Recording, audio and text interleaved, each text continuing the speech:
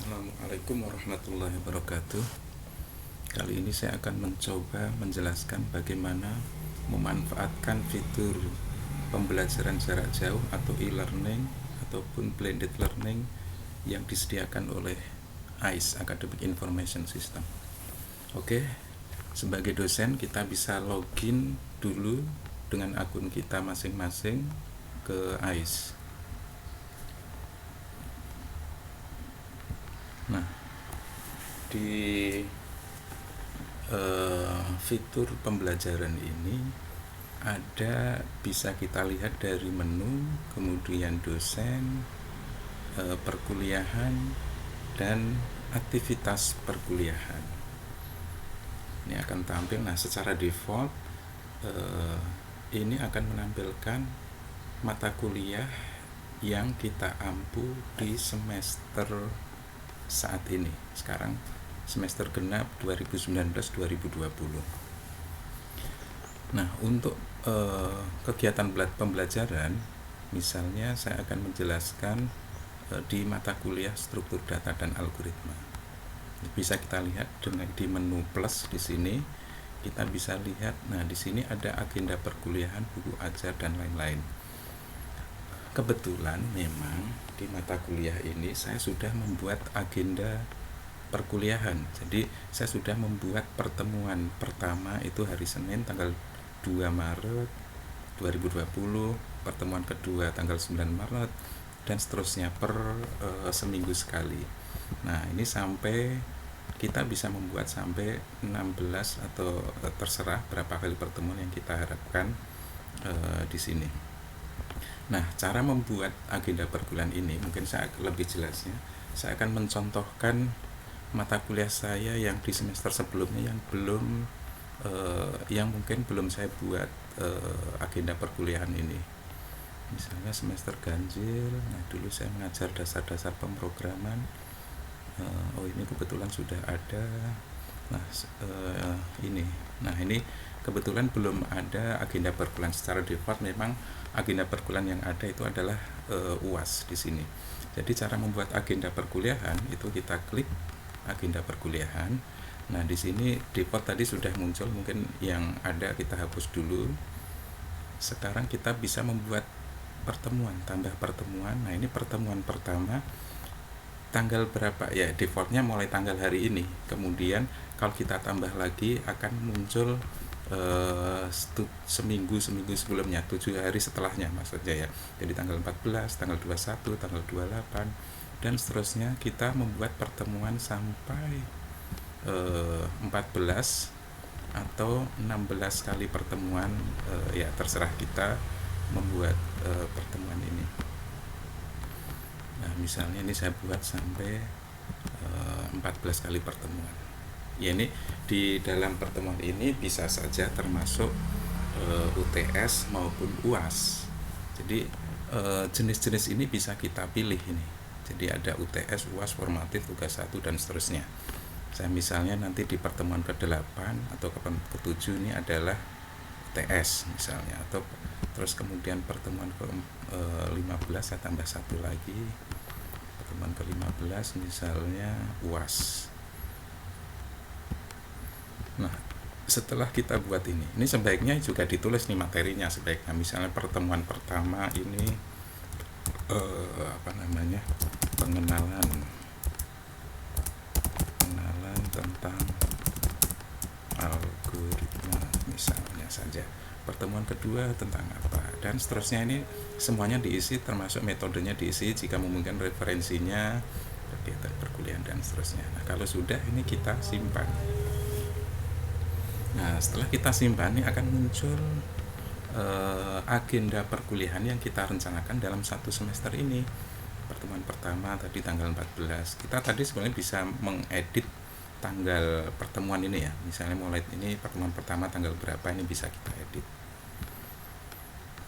Nah, setelah kita membuat pertemuan ini, agenda pertemuan ini, kita bisa menginput atau memasukkan bahan perkuliahan nanti di sini. Bahan perkuliahan itu bisa materi berupa PowerPoint kita, PDF, dan lain sebagainya, bahan perkuliahan di dalam pertemuan yang terkait. Misalnya pertemuan pertama pengenalan, nanti kita bisa upload bahan perkuliahan. Saya contohkan nih, saya misalnya upload di sini, upload bahan perkuliahan. Jadi kita file kita upload. Misalnya ya kuliah, misalnya bahan perkuliahan saya taruh ini, kebetulan nih materi algoritma, mungkin saya punya beberapa materi algoritma dan dasar-dasar pemrograman, misalnya ya, dasar-dasar pemrograman, materi saya, ini misalnya materi pertama, dasar-dasar penerbangan. Ini bisa kita upload nih file PowerPoint-nya. Kita bisa upload beberapa file sekaligus, bisa filenya, ekstensinya juga bisa bermacam-macam, bisa file PowerPoint, file PDF, file gambar, file apapun itu yang memang dibutuhkan di dalam perkuliahan pertama tersebut. Nah, kalau ini bisa tambah file lagi, ya upload lagi file dan seterusnya. Jadi tidak hanya satu file yang bisa diupload di dalam materi perkuliahan ini, bahan perkuliahan ini. Kalau sudah kita simpan.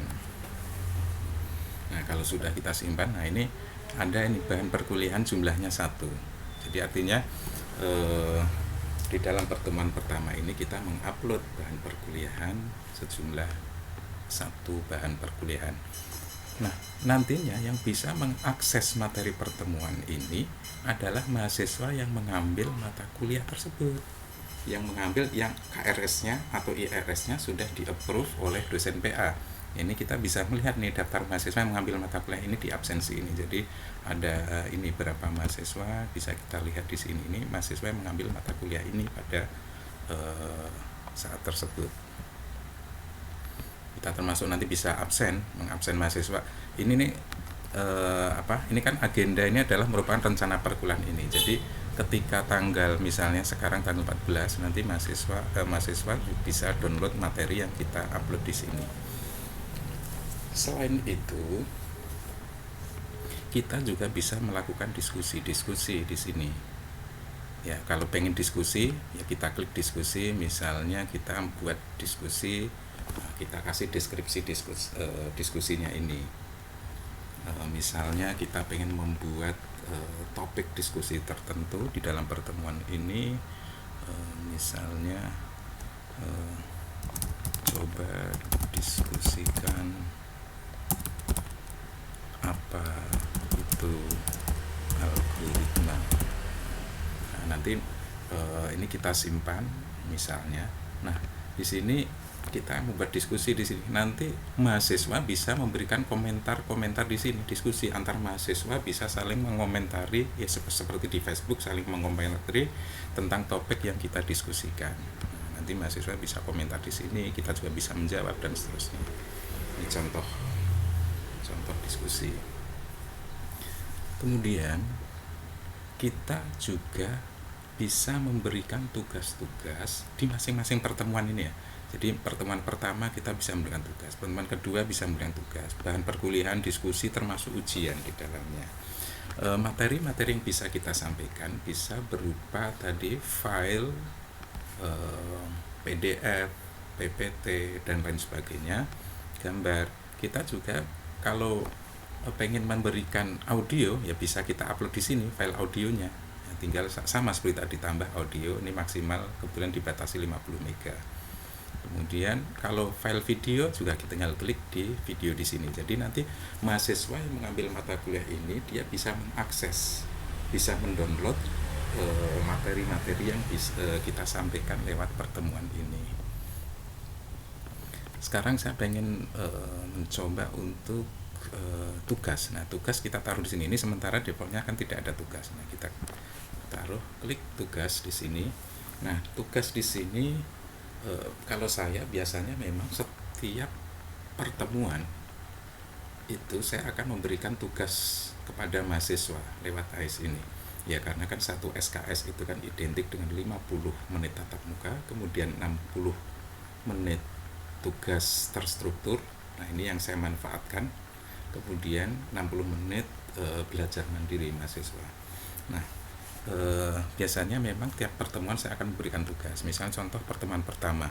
Nah, tugas ini kita bisa men-setting tanggal mulai dan tanggal selesai. Tanggal mulai di sini artinya tanggal mulai mahasiswa bisa mengakses atau bisa melihat tugas yang kita berikan.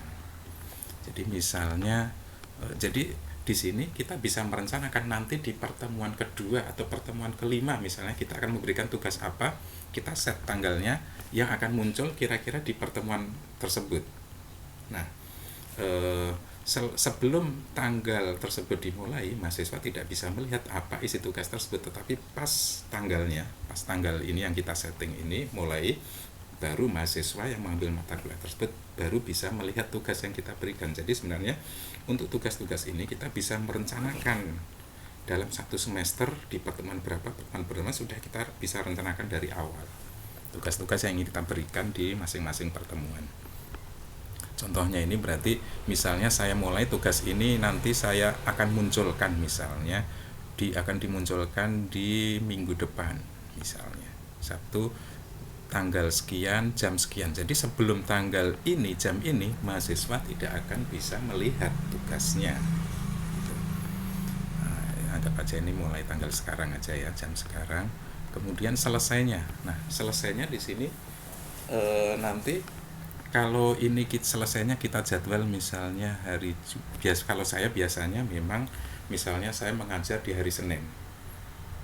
Saya kasih tugas mulai hari Senin itu sampai hari Minggu jam 23.59.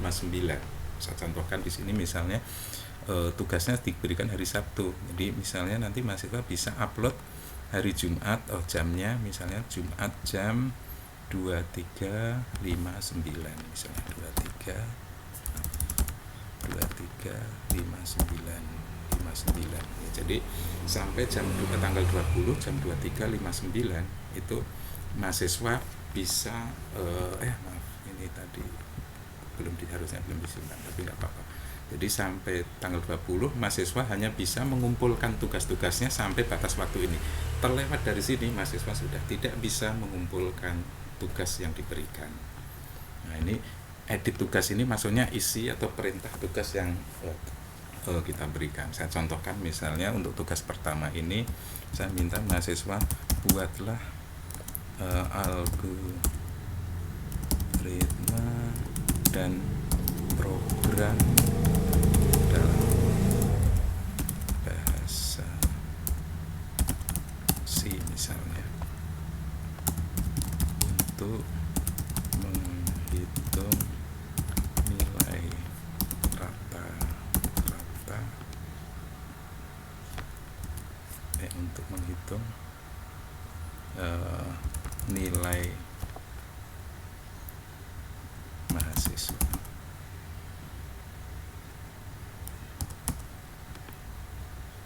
Nilai akhir mahasiswa.